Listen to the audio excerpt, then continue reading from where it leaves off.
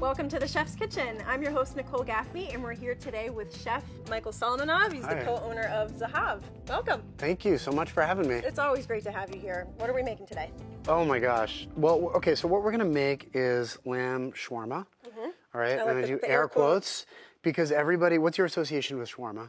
A pita, a big messy sandwich. And also like the vertical thing, right. which you could never really build in your house without getting like, without burning down, quite honestly. I mean, if there's a will, there's a way. I know, I want to see your method. So what we like to do is we like to get the essence of the street food, the soul, that roasted meat over charcoal thing going on, which is awesome, but we want to bring that spirit to the home, right? So we start with a lamb shoulder, which looks honestly a little bit terrifying, right? It's not the prettiest piece of meat I've ever seen. Exactly, but that's the beautiful thing about these like gnarly cuts of meat. They've got the right amount of fat, they've got like enough bone where they taste like something. Like, of course, filet mignon is like much easier to cook. You can slice it, but there's nothing really going on. And for this, we want spice, we want to like slow roast, and we want it to be like unctuous and delicious, all right? And the beautiful thing about lamb shoulders is they're still actually very inexpensive. Right? Absolutely. Back in the day, I don't know if like I sound like an old man, but we would always say, well, you know, I remember when like skate was cheap or mussels were cheap or what cut of meat? Hanger steaks. Skirt steaks. Right. Oh my God. Skirt steaks are like so crazy expensive. They're more expensive than filet. We can't even use them at the restaurant. They're so expensive. So the beautiful thing about lamb shoulder is like most people are still terrified of them. And they're probably the best cut, in my opinion, of any red meat. Really? They've got everything going on. At Zahav, we do a lamb shoulder that is like our signature dish that we smoke, confit in chicken fat, and then glaze in pomegranate juice. And it's like what has fueled our restaurant. Yeah, that's your signature. It is. So what are you doing? You're trimming this up? So what I'm doing is basically I'm opening it up and I'm trimming it up. And the reason I'm doing that is to get like some of the unnecessary pieces of fat. And there's nothing like super scientific about this too. You just want to cut out a little bit of just like fat. the big chunks that you kind of see. Exactly, because you want to open them up so when it's roasting, it renders properly. And when you slice it, you don't get a big hunk of fat. So we're just going to do this. And we wanted to get it to sort of like something that is a little bit more flat because we're going to end up rolling it up. But more importantly, we're going to end up seasoning it and curing it overnight. That's what it's all about. It's all about the seasoning. 100%. And that is the way for us. Like we have been trying to describe or like articulate Israeli cuisine, right? And I'd say you've done a really nice job of that. I appreciate you saying that. You don't have to say that because we're here on camera, I but mean, I do appreciate it. Let's be honest, you're Michael Solomonov. Well, thank you very much. Thanks also for pronouncing my last name correctly. Oh, that never happens. But so so what we're trying to do is basically describe 100 different cultures in one restaurant in Eastern Pennsylvania, right? And the way for us to do that, to describe the Moroccan, the Yemenite, the Bulgarian, is through spices and through different techniques, right? So spicing is of the utmost importance. Also, back in the day, spices were the sort of non-perishable, right? The spices went all over the world and they helped sort of define or recreate certain holidays, different traditions throughout you know, like 1,000 years of cooking, right? So food is very important in Jewish cooking. Food is like, obviously, in seasoning is very important in every culture and cuisine. I mean, think about some of your best memories growing up. They have to do with food. All revolve around food. What about you? I'm sure you have some incredible memories also. Well, they were. I mean, it was like really like I hate to be the chef that uses the cliche of the grandparent, but it's true. I just did it. My grandmother would make borekas, which are these... we made them which one of the we last made here. times you were here. Yeah. Exactly. They're sort of like what I grew up with, what I fell in love with, and what they do is tell the story basically of like Sephardic Jews coming from medieval Spain to the Balkans and then to Israel, you know? So it means... and they're a delicious pastry. Right. On top of it all. So they're a really delicious pastry. Yeah, I know. Very lucky to have grown up with those. We ate a lot of those, and even on the drive back to Philly from the shoot, I ate like 20 of them in the car. So here's what we're going to do. We're just going to trim a little bit more of this fat off, and then what we're going to do is take our spices, and we have sort of like a red meat shawarma blend. Okay. You can honestly do whatever you want. We've got garlic, onion, paprika, cayenne, and sumac, which is like my favorite thing ever. It's a great spice. Do you know about sumac? I do. It's real tangy. Yep. It's got this sort of dry cherry sour thing going on, and what's nice is that it's not actual, there's no real acidity. What we want to do is have all these spices permeate, right? So when you roast it, you don't get that sort of like flat, like, you know, under-seasoned braised. Like, there's nothing worse than that. You're like, wow, the exterior tastes great and the interior tastes like Just bland, cardboard, you know? right. What we want to do is draw out some of the moisture, and we want to really permeate the spices, so when you get into the center of the lamb roast or the shawarma, you're really getting a bite that is like super flavorful. We'll return with more from The Chef's Kitchen. We're back with more from The Chef's Kitchen. Now I have a question for you. How do you know when you've taken off enough fat? Because you still left, quite a bit on, and you obviously want some in there. Yeah, I mean, I think that like the fat that is super hard and the fat that looks like it's really saturated, Gotcha. almost looks like soap, that's kind of what you want to lose. So fat is super, super important, and if we didn't use a fatty cut of meat, this would totally suck. This would not be good. This is not like, fat is important. We're gonna cut this as a roast. We're also gonna do our like house shawarma. Without the fat, it's not going to work. All right, good to know. And this recipe is in your new cookbook, which this is. Congratulations. Thank you very much. It's a big deal. It is a really This is big your deal. second book. This is our third. We did a Federal Donuts book as well, sort of in okay. the middle. We had to break up 2 Israeli books with a fried chicken and donut book. Nothing wrong with that. Super rando, but delicious all the same. Yeah, and I feel like our Zahav book, we were here before it came out, and It's a so beautiful book. this is like part of our tradition, I think, is I love everything it. we We're come up happy with to the have it. book.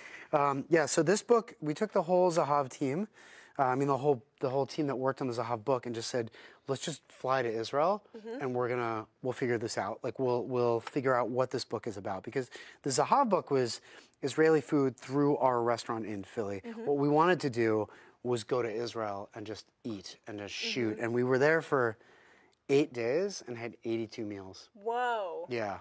That's a Pretty lot of pretty food. serious business. A lot of food in a lot of week. walking around Yeah. after that. A lot Yeah, I of would water. think. The beautiful thing is there are so many different, there's so many different gastronomies and cultures, right? We went to all these little off the beaten path places, and we ended up in this little town called Oda Sharon. Here, can you like massage this a little bit? Sure. Okay. We went to this little town called Oda Sharon, and it's like this sort of one-horse town that is not known for anything. It's not like Tel Aviv or Jerusalem. And there's this great falafel shop there that is like my favorite place ever, Really? basically. Nobody knows about it. And I was like, let's pull over the bus, and we're going to go get falafel here, right? So we get off the bus, and we'd gotten off a block early. And so instead of the one shack that makes falafel, there's one shack that makes sabich, which is an Iraqi-inspired dish. It's fried eggplant with like hard-boiled eggs and tahina in a sandwich. Yum. So I was like, all right, well, we're here. Let's just have sabich. We'll shoot this, and it's cool, and it's Iraqi-inspired. And then we start walking towards the falafel shop, and there's a place that does mufleto and like the Tunisian tuna sandwich. So I was like, all right, well, there's one guy that makes tuna sandwiches here. Let's shoot that. It's Tunisian. And then we finally get to the falafel shop, which is 200 feet ahead. And I'm like, we've hit 3 right. major cultures in a block and a half accidentally. So we get to this falafel shop, and we're shooting, and the guy, of course, is super excited. And my dad is always like, that's the best falafel ever. Both of the owners, they drive Audis. Which is Really? like, that's the Yeah, metric for success, sure. right? And so we go there, and the owner is like, sees us shooting, gets really excited, and Does he he pulls know out, who you are? Absolutely No, not. no clue. Nor does he care. And Right. so he comes out with this article that was like a New York Magazine article, and it was talking about his falafel shop, and he was saying, oh, there was a chef in the United States that wrote this, and it was me. Was it? Yeah. Which is how you great. get free falafel in Israel, right? So, okay, so my point is that you can't walk 100 feet without hitting 3 different cultures, Which and is incredible. It's fascinating. So here we go. We let this cure overnight in the fridge. You could put this in the oven at low temperature. Just roast you it have like something that. really, really good. If you want to be cool, And we do. and right, we Always. do. We're gonna tie this guy up. So to it seems protect like you. it's firmed up quite a bit. Is that from the curing It process? has from the exactly. salt? So what's happening is it's with the cure, you're basically removing some of the liquid. Yeah. And you're also like the spices are permeating, and that's what you want. I mean, you can smell this already. It smells like it smells pastrami, right? insane in Yeah, here, it's yeah. awesome. So let me just open this up a little bit, and then what we're gonna do is, have you ever butcher twine meat? Have you ever rolled up meat? Okay, okay, great. So we're just gonna roll it up like this, Just like a burrito. just like a burrito, but really 10 pounds of raw lamb. Yeah. and then you eat it. I'm just kidding. Okay, so we're just gonna roll this guy up. As neatly as you can, I guess. Yeah, totally. Okay, so we're going to tie this guy up. So just regular old butcher's twine. Regular old butcher's twine that you happen to be having around. My buddy used to take a coat hanger and would take it apart and then wrap up meat Coat like hanger? that. Yeah. Really? Yeah. Seems a little bit I've never shady. heard that one before. All right, so I'm gonna tie this guy up. Now, what you could also do if you wanted to is just simply wrap like little ropes around Yeah. it and kind of do it. Do you want to explain what the technique is? I'm going to here show that you we're actually doing? how to Okay, do perfect. this, and you're going to be able to impress your friends. Ready? Roll it around, Okay. and then you pull it, and it sort of self-tightens. So when I worked at Vetri too, this was like part of the thing, because we would have to butcher our ribeyes to order. Oh, wow. And I sucked at this, obviously, because I'm like a normal human, and so Mark would make me practice around a weight bench. I would Really? be like wrapping this thing around. All right, so we're going to wrap this guy up, and we're just going to Okay. throw it in the oven at 350 degrees for like 2 hours, and it's So nice, super low and simple. slow. Exactly. We'll return with more from The Chef's Kitchen. We're back with more from The Chef's Kitchen. Let's go over. And 2 hours, that's all this really needs? That's all it really needs. Now we're Okay. going to do a couple things. We're going to roast this, and we can eat it as a roast, Mm-hmm. and then we're going to slice it and make like a little bit of shawarma. That's with what it. I'm into. I'm into it I'm as into well. the sandwich. Let's take this guy out. So So that's what it looks like when it's done cooking. that is. We've got this lamb shoulder. Now we refrigerated a little bit of this because I wanted to show you two things. First of all, we're gonna whack this up and we can eat this literally with rice, like a roast or something. What I like to also do is let this rest, chill it, and then shave it with a knife, and then crisp it in a pan, and you get the sort of like Like a shawarma. cheesesteak almost. I was just Were gonna you? say, like an Israeli cheesesteak. Great minds. Which we made before Have you? at Pat's. Yeah, we made an Israeli cheesesteak, and I even got the owner, who might be here in the audience, might be. to pronounce tahina properly. It took an hour not and a even gonna half, attempt but that, it was but really. I'm glad but he you nailed did. it after the hour and a half. So check it out. Like to me, leftovers are amazing, right? Leftovers are the best thing ever. But for Especially these, something like this. Exactly. For our purposes, they're great because you want to be able to throw it in a pan, crisp it up, and we have this beautiful fat, which is going to help sear it. Okay. Yeah, for sure. So Now, would let's you use stick like a this- meat slicer at the restaurant to do No, this? I just use a knife. Any special technique here? No, basically the old like try not to slice your finger off technique, but really That's a just good one. what I like to do is because it doesn't have to be super scientific, right? And it definitely doesn't have to be perfect, especially with these big cuts of meat. I feel like Yeah. I like to almost cut like at angles, you know, because then you get nice sort of wafers and you're not pressured to like slice through the whole thing. You can see how the spice is all layered up in the middle. Exactly, and it even smells awesome. Like my favorite thing to eat ever is like porchetta cold. You know, it's just I think it's like amazing. I feel like it makes a great sandwich. But I think that the benefit of eating the meat cold, it actually doesn't wake your palate up. So Right. like you can't cheat with it. You know. So we're gonna take this here, and we're Yeah. gonna use all this to doll up our sandwich. I like it. I like what I see.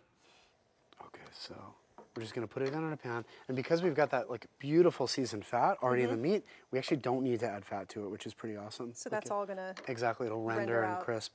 All right, and so while that is going, we're just gonna let that kind of crisp up. We can make a little tahina sauce. Are you cool? Great.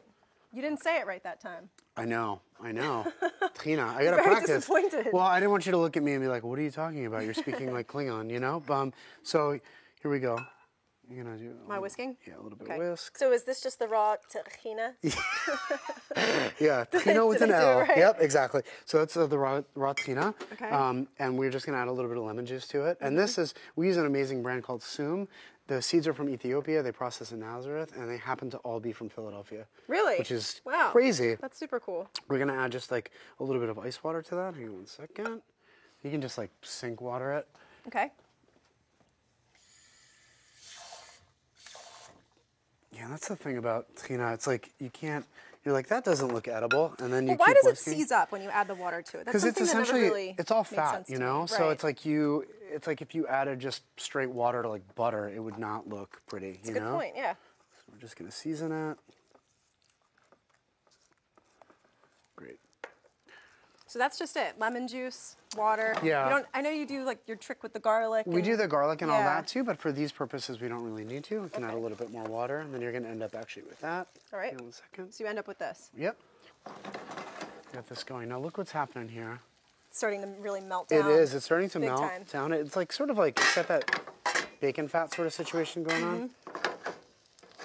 And then we can start to assemble a little bit. Now I want to ask about the two different types of flatbread or pita Yeah. that you have here. Of course. So Explain. they're actually, one is the pita, and then one is laffa. Laffa is big in Israel. It was basically brought This to. is the laffa? That's the laffa. Okay. It was brought to Israel by the Iraqi Jews in the early 50s. Okay. And it's made in a taboon or like a beehive oven, similar to naan.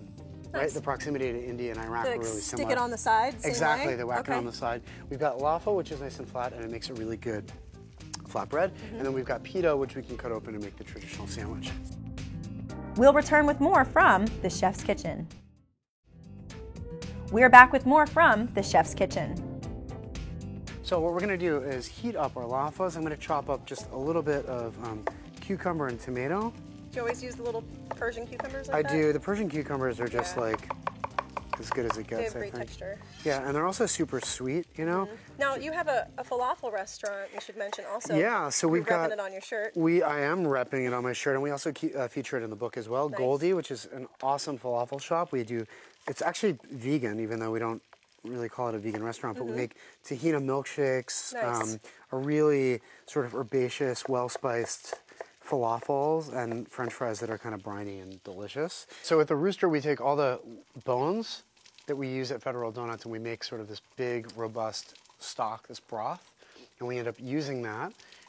And the restaurant is for profit, but we donate 100% of the profit to Hungry Philadelphians. So we're like eliminating food waste. Absolutely, that's We're using a great amazing. chicken at Federal, and we're providing hospitality to Philadelphians that like don't usually have that. They don't usually have that kind of access. Yeah. And then we've got a restaurant called Abe Fisher, which Love is Abe like Fisher. Jewish food, but like through North America and We Europe. had your chef Yehuda on Yehuda the- Seichel is on the show. amazing, like He's super great. talented. Yep. And I don't know, Federal, Dizengoff, a hummusia. A lot of restaurants. You're everywhere, I guess. man. I know. You're everywhere. I know. We have a really great team. All right, so what do you like? You like a little tahina on yours? Hook it or up. what? I like everything. Okay, good. Yeah. So we'll do this. But I want to know what all of this stuff is. All right, so this, since we're talking about laffa, which is Yeah. Iraqi, this is amba, which people know Smells through like Indian curry. food. Exactly. Yeah. It's mango pickle with fenugreek, Oh, but wow. very, very popular now in Israel because of the Iraqi Jews. Right. So amba, tahina, next to it is called like how you said it right there. madbucha. Yeah, I've got just listing things that nobody's going to be able to pronounce. Trust me, they're delicious. What is this? Madbucha? That is madbucha, exactly. It's a North African. The Moroccan and Libyan Jews brought it. It's like a red pepper sort of condiment, which Nice. is really good. Spicy? Similar to caponata. Oh, really? No. Okay. These are shivka peppers. They're Bulgarian peppers that are awesome. They're like Are the they peppercini. spicy? They are, Okay, and they're cool. delicious.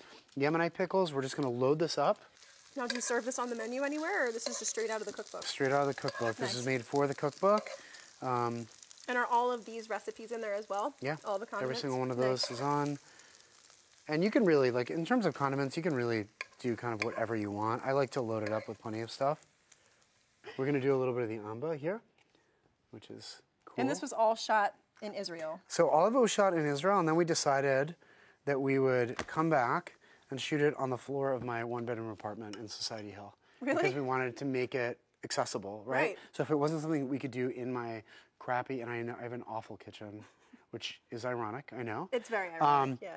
And I was like, if we couldn't do it there, then it wouldn't be good for the book Right. because we want everybody to have access to it. So you said this was made similar to caponata. It's like Yeah, we sort like of like stew an it down. agrodolce thing. Tons of garlic, tons of acid. Is that a whole piece of garlic? That is not. Yeah, but it is. But it's slow cooked. It's That's fine. all right, I'm into it. All right, good. Swirl this guy up. How do you keep that together?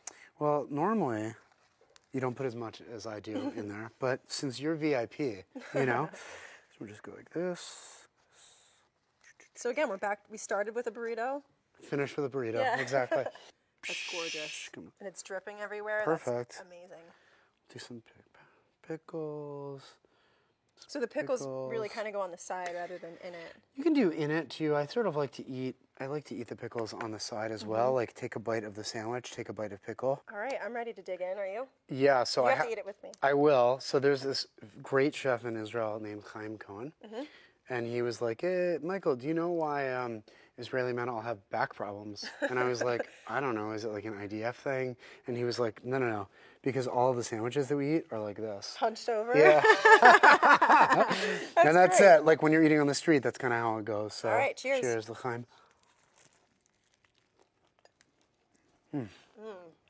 Whoa. No words. But really, it's delicious. I really don't have any words. It's good. The amount of flavor going on here is crazy. It's like punch, it's like balance. But I mean, we obviously like loaded up with lamb, vegetables. The vegetables, You know, it's the like, sauce, the tahina, Exactly. it's bitter, it's really tangy, it's the spices, like you said, it's perfectly balanced. You have the fat, it's meaty, it's crispy, it's crunchy, it's bread. and I love easy, it. we made it. It's so good. Okay, well, thank you so much for Nailed having it. me. Good job. Thank you so much for coming today. Thank We had you. a great time. Yeah, and enjoy Let's it. do it again. I'm going to finish this. Eat it.